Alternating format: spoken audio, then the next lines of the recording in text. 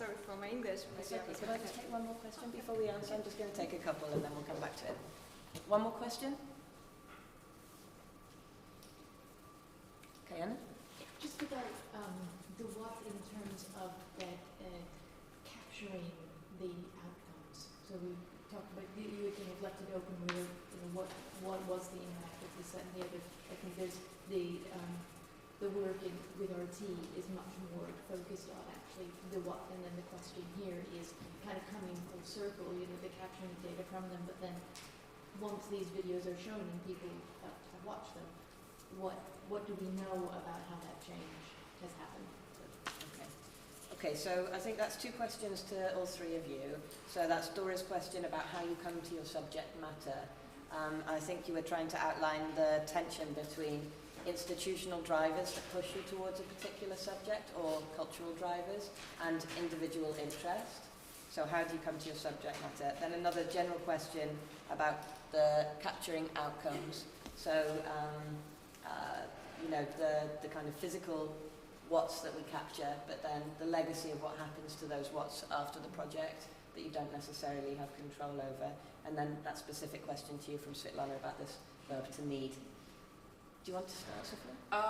Yeah, I can start. And I would love to also reflect something from your very interesting sum up. And actually, I'm speaking about how do we manage the relationships with the people, institutions we get engaged with. I'm really glad that I'm actually a geographer and I'm not working with people. Yeah, I've done none. I've done none of the interviews so far, and I hope that I will keep that strategy.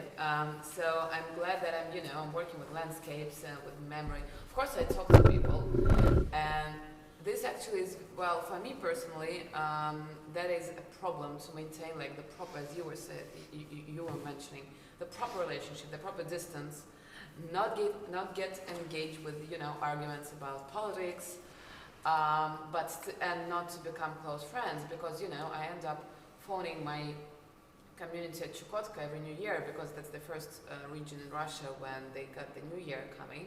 So I start 31st of December actually by phoning them and saying, hi, how is the whale hunting? Happy New Year, And I'm doing that still because I just love these people. So I think that's something which is really important for us to actually draw the boundaries between our academic input, level of engagement, managing ourselves as personalities, because me being a person, a memory activist, or me being an academic, there's absolutely two different roles which requires different level of engagement and different outputs, because I might want this particular creator think differently, but I will never manage to, and that's answering your question, I will never manage it, will never actually be able to catch that. And one of the, continue talking about the capturing the output, one of my favorite examples is about the small museum in Krasnovychersk where the pictures of these artificial islands came from. And there is a museum, Shalamov Museum, because Shalamov wrote a lot about these places. And so the museum itself is a small room dedicated to the good and bad parts of the Gulag, which basically, colored in white and black.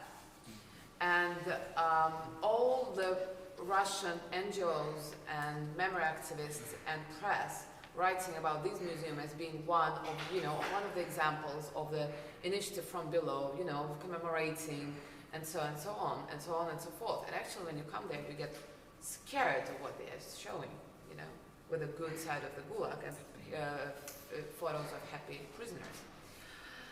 About the boundary between self-interest and the institution, I think it's the very difficult question. It's a very tricky one because you never know when you actually push to something, because you know that we're all applying for the funding, and we all know what is trendy and how we can manipulate our subjects so it gets more funds or more possibilities to be seen. And that's the boundary when I think is more crucial for us, trying to maintain our own agenda, rather than follow what is trending in Donbass studies, in Ukrainian studies, as it was, 20 years ago it was Russian studies.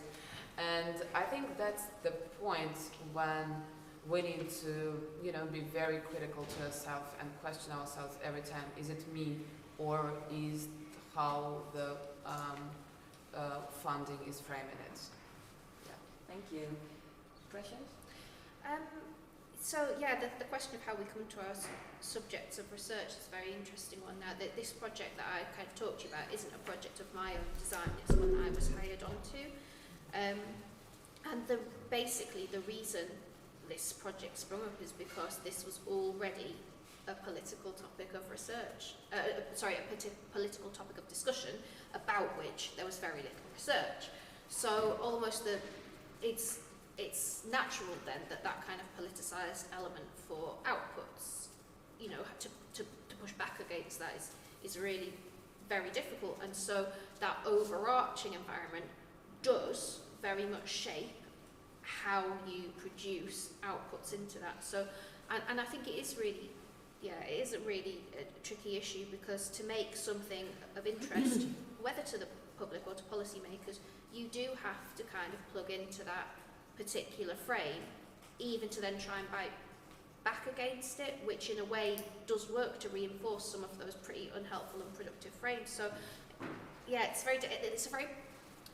sounds cynical, but there's actually a massive pragmatic element to that, is that you can't change the world overnight, right? So if you have something of relevance to say, if you have research that you think could potentially make a difference, maybe you have to suck it up a bit and live with that and just kind of do what you can. And it's really not ideal, but I've got no better alternative to suggest, and this is something that I kind of do struggle with an awful lot, actually.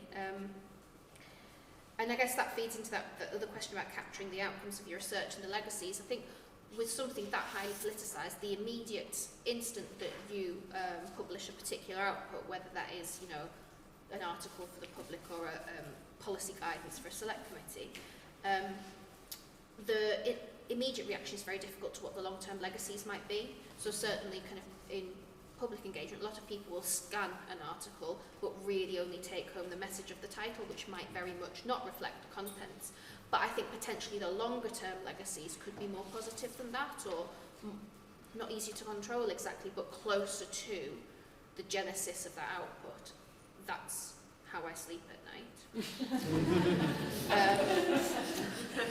And then the ethical obligations that we have to, say journalists who might be in a relative position of power. Well, I think we do have some, but it's really very different to the kind of ethical implications that you might have when you're engaging more kind of grassroots outreach. And again, God, I sound like such a cynic, but a lot of this is really pragmatic for me. So how can you hope to make any impact at all if you don't engage people whose practices you don't agree with? And there is an element there, it's necessary to show a certain degree of respect, to actually listen to things you don't particularly want to hear, to give it a fair hearing and to move on from there. So I think there is the ethical question, yes, but there's also a very practical element to that for me, is doing what needs to be done to kind of get to the end point you ultimately envision. Yes. Maria, did you want to respond to any of the general questions about how you came to the subject or capturing outcomes and the legacy? Mm-hmm. Yeah, it's all those questions. And also the personal questions. About the political issues and institutional influence in our project, yes, of course, the minors, it's a topic really political in Ukraine, and the position of minors now in Ukraine is not really good, because it's a dying industry anyway. And in our case, we cooperate with different kind of institutions, for example, with Ukrainian trade union of minors, and of course this cooperation was not so easy because they are interested about human rights issues of minors, and we work mostly with life stories, with documentation of life, and try to make it more clear. Of course, support, it's this really important topic for Ukraine and for the world, actually, and also from this kind of Soviet history time, because of course we have to in some case to destroy the mythology of Miner as as a hero of Soviet history, and this is also it still have this influence even now, because in some kind of places still the miner is like a hero, and he has medals and everything like which connected with it. So and not everybody understands why we just talk about life, about general, about family, not about achievements of miners. And it's still really a hard question, how to also make outcomes about the project.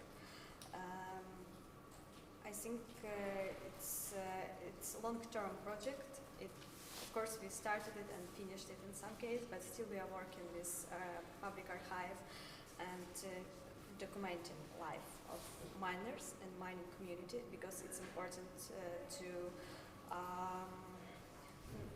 to fix it. Some of the mining towns, they will disappear in the future, and we need to create it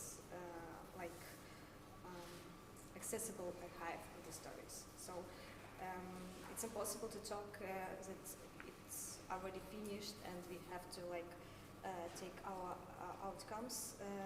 Of course, it's more short-term outcomes that we received after the creating a documentary and showing the videos for people, and documentary for miners, because they saw their usual life and they were happy to see themselves in the movie. But still, we need to promote and to show the people that it's just usual people and just they have the reason to work in a mine. About the question of need to make bridge, yes. Sorry, there was a mistake of my English, and we just wanted to promote the dialogue with these rituals, not need to, but promote. And the question about what Roundtable, yes, the project. I think you responded to all of the questions. Yeah. Thank you. Fantastic, thank you. That's I couldn't have imagined a better kind of start a conversation to kick this off. I'm going to move on to the second part of this roundtable now. And what I want to do, if you don't mind, is for each of you to join one of these tables and kind of take the lead in discussing the question on that table. So sort of act as moderator yourselves. And then we'll feedback from those conversations at the end before coffee. So if you could each turn over on your table the question. So First one. the first one, just question one. And I'll maybe come over and join the participants over here.